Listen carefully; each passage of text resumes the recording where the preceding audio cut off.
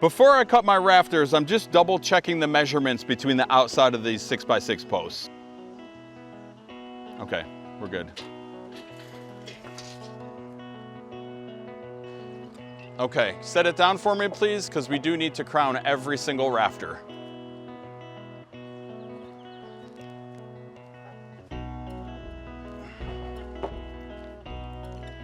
The crown is up here. We're gonna be cutting 12 of these rafters, and we want all of them to be the same. So we're starting with the straightest piece of lumber that we have. We're gonna make a template or a pattern, make sure that we like it, and then we're gonna trace it onto the next 11 rafters. Start by squaring up one end of the board. Now I'm gonna pull my tape from this end all the way out to 14 feet.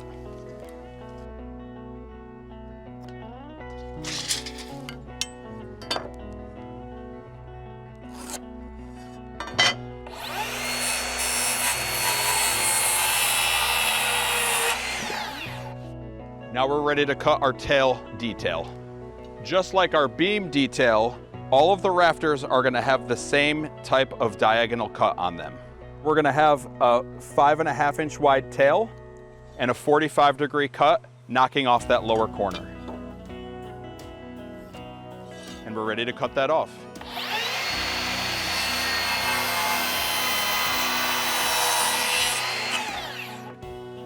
We can now go down to where we started and cut the other detail.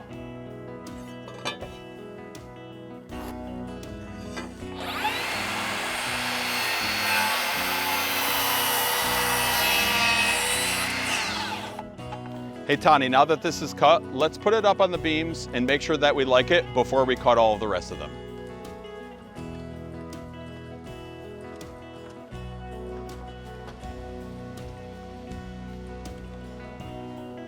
All right, what do you have from the outer edge of your post to the outer edge of your rafter tail? 22 and 16. Okay, it's got to slide to me a 1/2 inch. Okay, we're there. So one thing that we can do is you can scribe a line on the inside of the post. Okay. I'm gonna go to the left.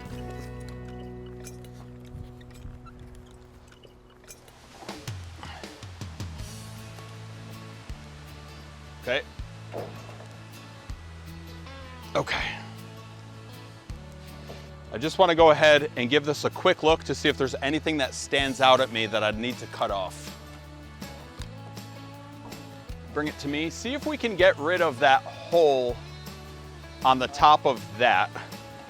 No, it looks like we can't. Okay, that's good.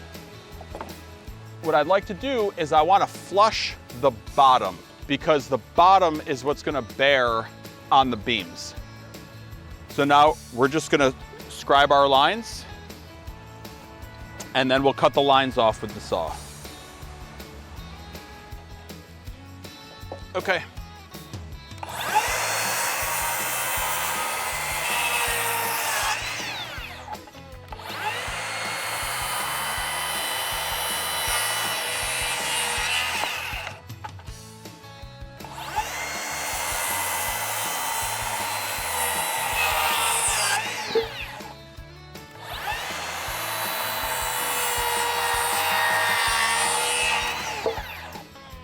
Great, now we just have to do this 10 more times.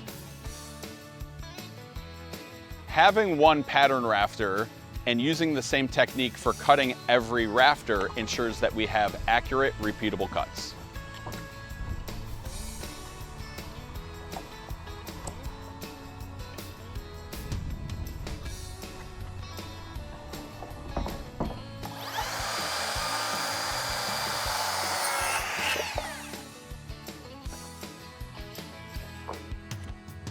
So the next thing I want to do is take all of our cut rafters and gang them up next to each other on end.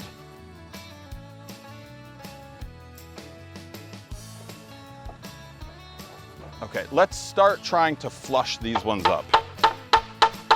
Yep, that's good. That's good. let's try to flush this up now so we don't have to knock it around. To me, yep, yep.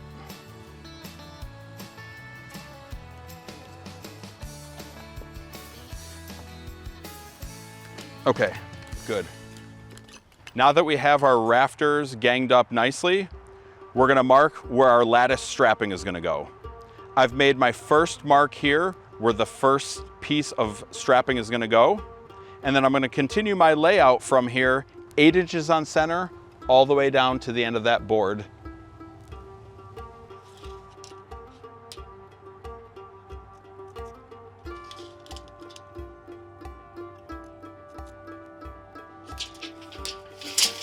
And now we're gonna go through with the framing square and transfer our lines over the tops of all of the rafters.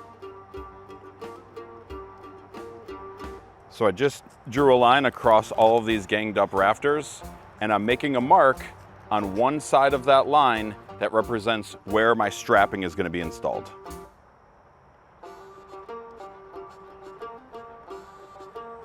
I'm gonna do this all the way down the tops of the rafters, and then we'll be ready to move on. When we laid out our initial marks, the wood was dry, but it looks a little bit different now because we got hit with a heavy rainstorm.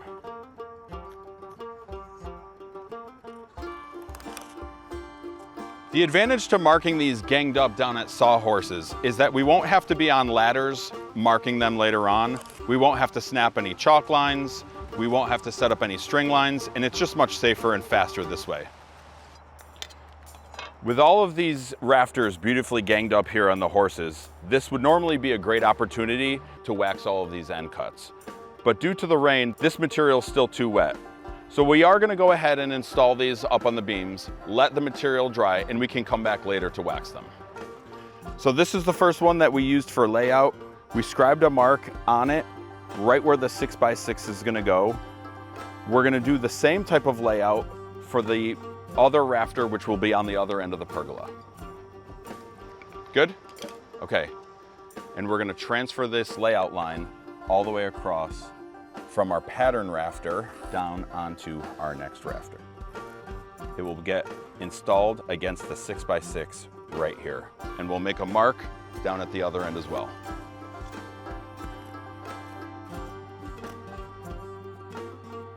All right, let's get these up.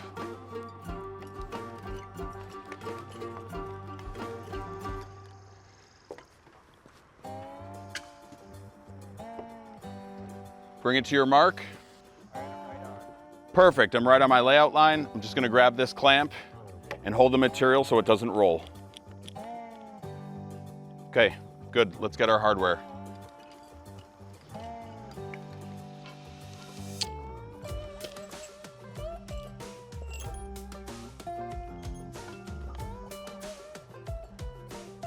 So here we are using those deck joist ties that we used earlier. Again, not only is this hardware decorative, but it's also structural. It's tying our top rafter onto the side of the 6x6 post. Just like at the beam, we're using a 5.5-inch wood screw here at the top because we're applying an 1.5-inch rafter onto a 5.5-inch post. Now I can remove this temporary clamp.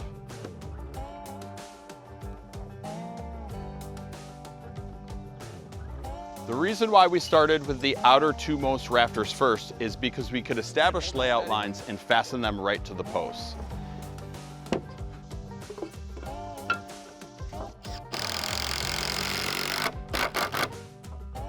Now we have fixed points where we can pull a string line from end to end and run the rest of our field rafters to that string line. That's good. You're gonna hold that on tight, and I'm gonna walk all the way around, and you're gonna sort of guide the string up around basically the middle of the width of the tail. So like roughly 2.25 inches down. All right, I'm gonna put it really tight.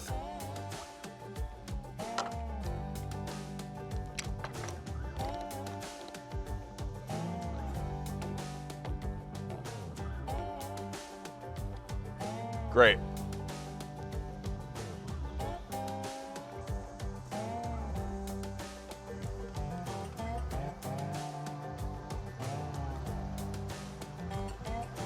Okay, we're gonna work together to bring it close to the line.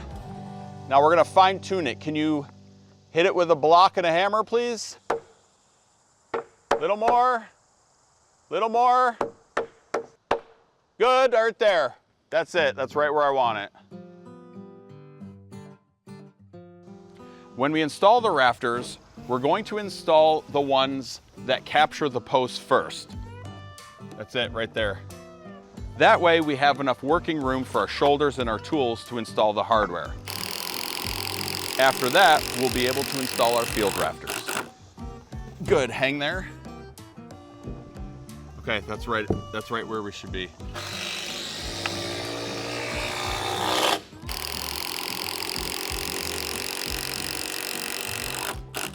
Next, we're gonna infill what I refer to as our field rafters.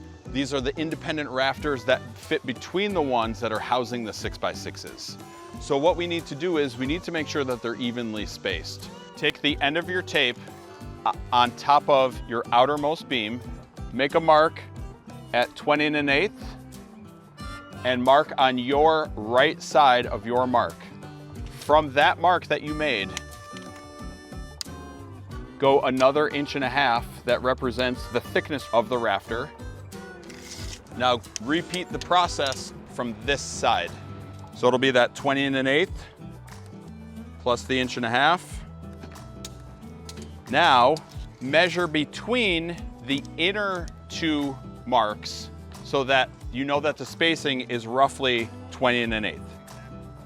Now darken those marks so that you can see them nicely. So I'm going to use the speed square.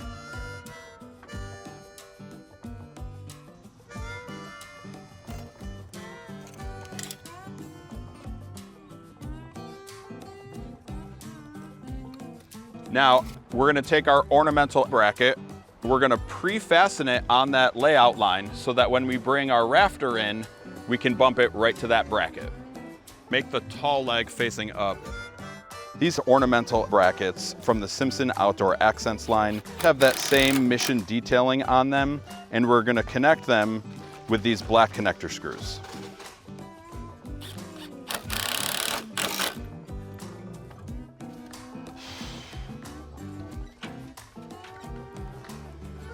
Good. After the rafter is in place, we can capture it on the other side with another piece of hardware.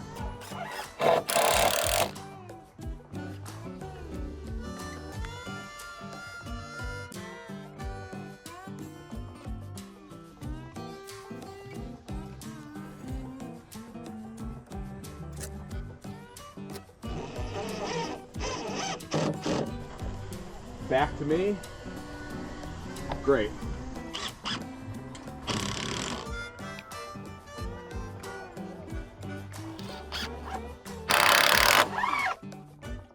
Right now we're marking layout on top of our beam for our last rafter. But what's different about this rafter is that we no longer have that established string line to work to.